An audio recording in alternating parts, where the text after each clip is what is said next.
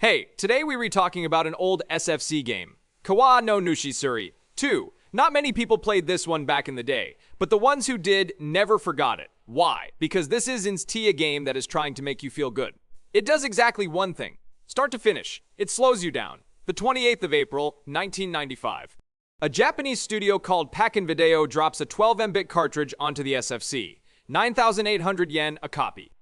By then, the SFC was already winding down. The PS1 was less than a year old, and the whole industry was chasing 3D, a 2D fishing RPG in this moment.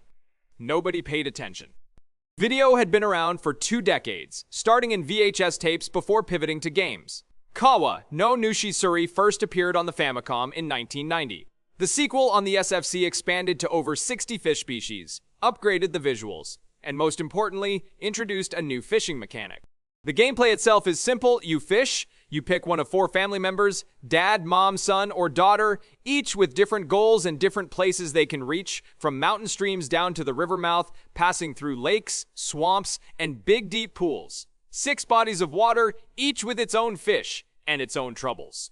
The most special thing about this game is a fishing method called tomozuri. Here is how it works. You catch a live ayu fish, tie a hook to it, and throw it back in as bait.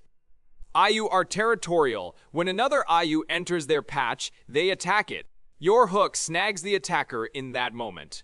This is a real fishing technique from Japanese rivers, a 90s cartridge that actually modeled a regional fishing art like this. There weren't too many.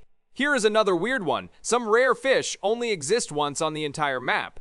Say, a certain grass carp swimming north of a specific island. You catch it, log it in your fish decks, and then it never appears again in that save. Switch to another character, still gone. The only way to let it grow back is one word: release. These developers really wanted to tell you the river is infinite. The combat is just as weird. Between fishing, you walk, you run into bears, boars, monkeys, no button mash combos. You time your hits at weak points. But here is the thing, the lower your HP, the weaker your attacks. So the more a bear is beating you down, the less you can hit back until it is just a one-sided beating, no joke. The animals have memory too. Hit one once, and next time it charges you on sight. But feed it something, and it befriends you, leaves you alone from then on. In a 1995 cartridge, building an ecosystem like this, these folks really wanted you to feel something for this landscape. Not treat it as wallpaper. Fishing and combat aren't separate systems either. Fish you catch can be eaten to heal or sold in the village to buy tackle. HP gained from fighting animals determines how deep a fishing spot you can reach. The whole loop, fishing, fighting, walking, feeding, spins in one circle, and then there is the letter system. Inside the same cartridge, the 4 family members can write letters to each other. You play as dad, leave a note, and next time you load as mom or the kid, you see it. In a 1995 cartridge. That is basically the ancestor of a shared co-op journal, but the wildest thing is the hidden Easter egg. Catch every fish on every map, fill out the entire fish decks, and the village doctor falls ill. A fish that wasn't supposed to exist appears in the river. They call it the Shadow Lord. Catch that one. And only then can you make the doctor's medicine. You ever see anything like this in another fishing game? I haven't. But these people tucked it into a 12 Mbit cartridge from 1995. When Famitsu S4 person panel scored this game, they gave it 6, 8, 8, 9, 31 out of 40, Silver Hall of Fame.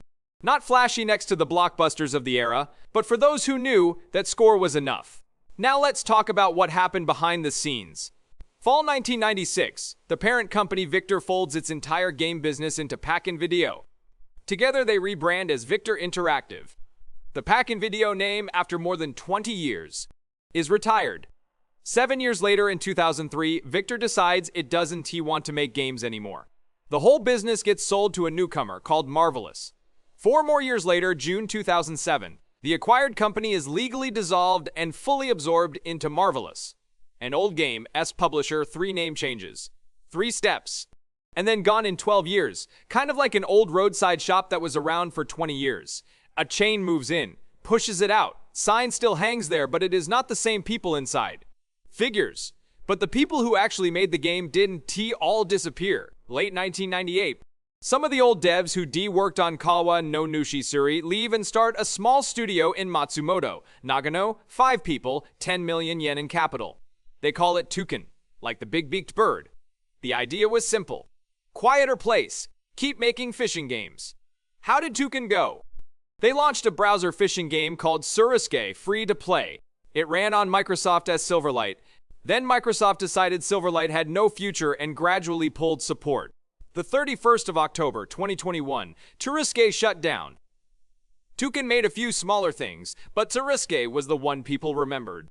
After the shutdown, they basically went quiet. 23 years these folks spent holding on to this. And that is what it came to. Now, 2024. The 4th of July, a re-release shows up on the Switch eShop, titled Kawa no Nushi Tsuri 2. First reaction might be, finally, the 1995 SFC cartridge on Switch.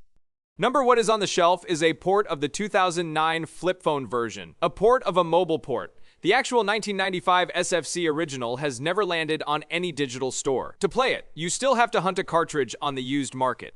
The thing is, an old game has layers of fate. Sometimes the company goes, sometimes the people scatter.